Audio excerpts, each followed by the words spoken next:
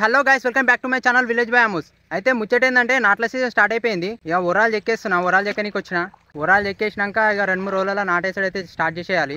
అయితే ఒకసారి ఇదైతే నేను అనుకున్నాను కదా, దాన్ని దునిపించినాం ఒకసారి. ఇప్పుడు ఒరాలు చెక్కినాక ఒరం పెట్టినాక మళ్ళీ దునిపించాలి. ఒరం పెట్టకపోతే ఎండాకాలం అయితే మస్తు కష్టమవుతుంది. నీళ్ళు పోసుడు కూడా మళ్ళీ తగ్గిపోయింది. నీళ్ళు పోయేది కాబట్టి ఇప్పుడు కూడా మనం పోయినసారి పంట వేసినంత వేస్తలేము. ఇప్పుడైతే కొద్దిగా తగ్గించినాం పంట వేసుడు అయితే.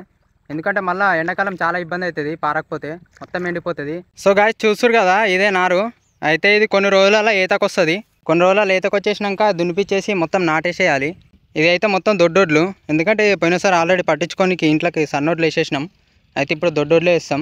ఇప్పుడు నా వెనక వాటర్ పెట్టినవి ఉన్నాయి కదా, అదైతే దునిపించేసినాం కాబట్టి మళ్ళీ తర్వాత అది వేసినాక ఇంకా కొద్దిగా అక్కడ పక్కకు ఉన్నది కదా, మొత్తం కొయ్యకాలు కనబడుతున్నాయి కదా, అందులో కూడా నీళ్ళు పెట్టేసి అది కూడా దునిపియాలి. అవి కూడా ఒక 2 మడ్లు అట్లా వేసేయాలి. ఎందుకంటే మరి వేయకపోతే కూడా ఎట్లుంటుంది, పారేకాడికి అయితే వారుతుంది.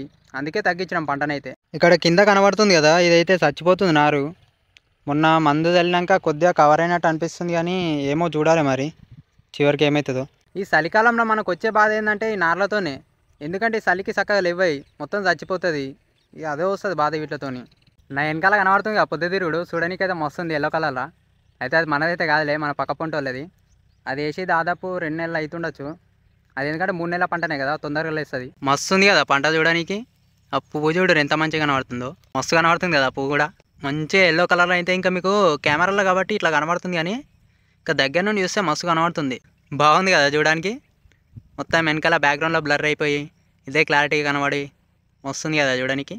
అయితే సూర్యుడు ఈ పక్కనే ఉన్నాడు, అందుకని చెప్పేసి ఈ పువ్వులన్నీ ఇటే తిరిగేసినాయి. ఇలానే మన ఛానల్ని సపోర్ట్ చేస్తారని ఆశిస్తున్నాను. అలాగే సబ్స్క్రైబ్ చేసుకోవడం మాత్రం మర్చిపోకండి. ఈ వీడియోని లైక్ చేయండి, షేర్ చేయండి.